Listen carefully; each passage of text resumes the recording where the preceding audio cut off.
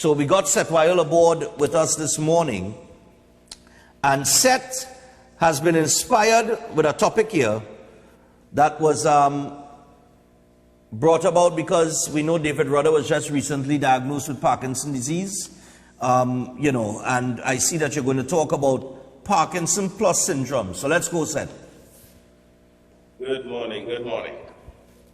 All right, good morning to you and your viewers. Yeah, man. Rainy Tuesday morning we have this morning. Oh, yeah.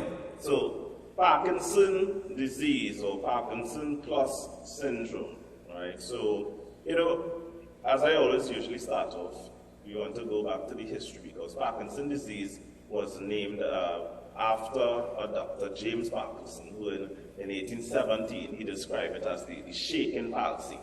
Right? And then later on, you know, other doctors in like 1865, they gave it or coined it after his name back then. All right, so that's where the little history on it. But most people know Parkinson disease as this illness. It's a neurodegenerative disorder where you have a lot of shaking taking place. All right, but it's caused from when there is the dying of certain nerve cells in the brain that produce things like dopamine and norepinephrine. I don't know if you remember, but in the past when we were dealing with subjects regarding children and neurological disorders facing children, we saw similar things, all right? Most of these conditions are basically neurodegeneration that takes place. So there is degeneration of the brain or the central nervous system, and over time it continues and progressive, and it causes these motor developmental issues where you can't move properly, and you have vision issues, like in some cases you have gaze palsy with people with Parkinson disease where the eyes don't work together. Okay. So you have things like that taking place, right? You have someone even develop other features or other conditions that are early onset of dementia. But usually what happens to these conditions develop onto causing dementia, paralysis, and then death, right?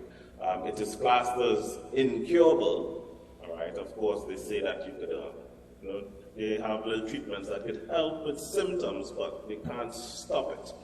Of course, you know my belief or take when it comes to these things, because as you know, lupus was also classed as incurable. Incurable, yeah. Here it is. But we heard the president of the Lupus Association come out and do a video saying that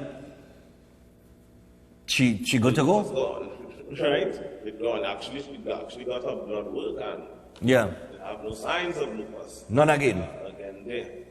All right. So when it comes to things like Parkinson disease, I think I'll have to deal with this topic on multiple segments because it's such a broad topic with many different neurological symptoms and features, right? Because many just think it's all about shaking, because we have seen that with Muhammad Ali, but you could be suffering with Parkinson disease without shaking, right? There are other conditions associated with it, but like I said, all would fall within that bracket of neurodegenerative diseases or neurodegenerative disorders. They just basically based on how it's affecting the body, you get different names for different conditions.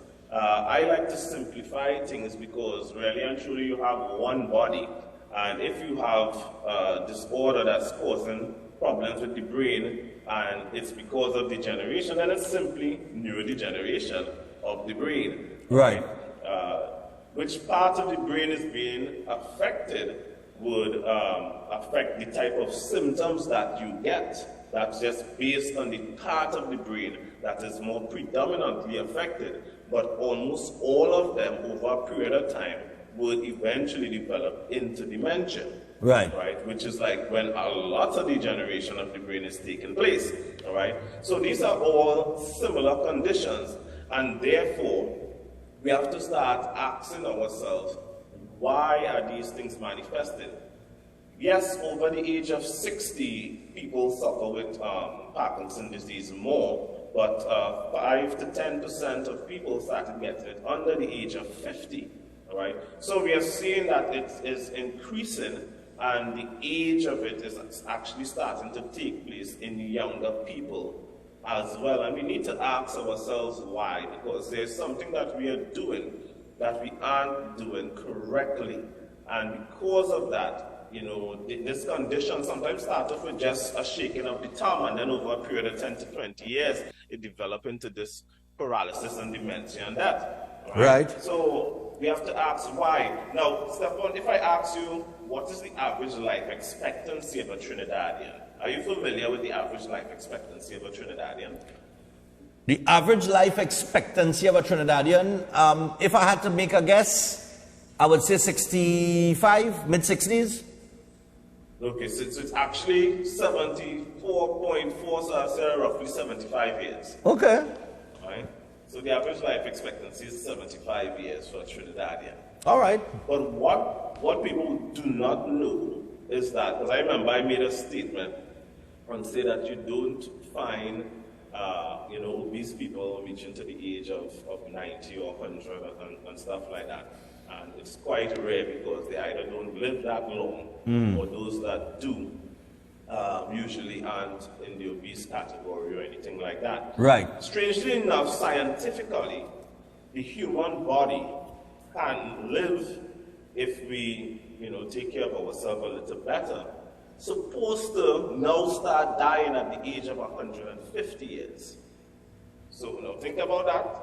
That's where we're supposed to start dying. It means that the average life expectancy of a Trinidadian, and in many places around the world which is around that same age bracket, we barely live in half of our lives. Right. I know of people that have died this week, last week, that died in their 30s, not from murder and stuff like that, no, from health issues. Health issues, I yeah. have friends that have died in their early 30s, 31, 32, right? And that means they are not even living 1/5 of their life, the expanse of life that they could have lived. Why is it that our lives are so short when we have the capability and the capacity to at least reach 150 years? And we need to ask ourselves these questions and stop thinking that when you reach 70 or 80, you reach a milestone. It isn't. You still have miles again to go. And you have to ask why it is we aren't reaching there, right? And that's what I teach people. That's why I do my health coaching program and my consultation. Just from one consultation, everyone I do consultations with, I ask them. I will tell them up front, you're going to learn more on nutrition in one consultation than your entire life's knowledge of nutrition combined. Okay. In one consultation.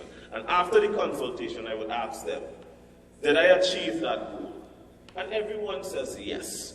Because they don't really teach us nothing on nutrition. Most that we know on nutrition is hearsay and tradition. It's hearsay and tradition. Like the Easter bunny. Right? Yeah? It's like the Easter bunny. You got to hear that from small, yeah. That's basically it. So most people don't know how to eat. And because we don't know how to eat, what we think is health, we have to understand what is health. Healthy can't be a general statement for a particular food.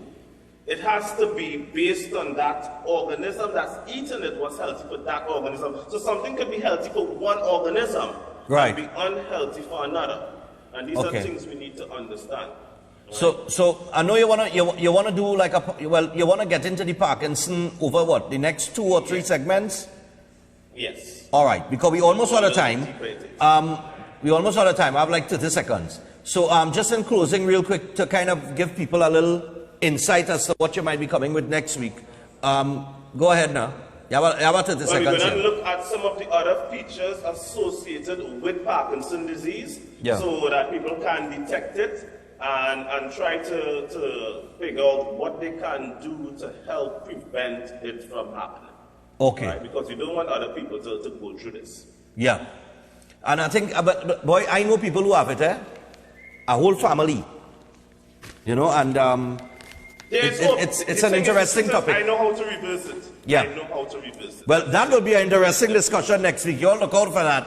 Yeah. You might find out, we're going to find out how it could be reversed. I'm very interested to hear what you have to say about that. So, Seth, thanks a lot for joining us this morning. Nutrition, people, is the key. All right. And they even tell you, exercise, don't get rid of this, is more nutrition than anything else. So you could call Seth on 7611952, 7611952, and you could book your consultation today for the Holistic Health Clinic. Seth, thanks a lot, and I'm very interested, as I'm sure many people in Trinidad and Tobago, to hear what you have to say about Parkinson and how you can reverse that come next week. So have a good one. Yes. All right. Then, thanks for having me. Yeah, I'll have you on a little earlier next week for that. All right, cool.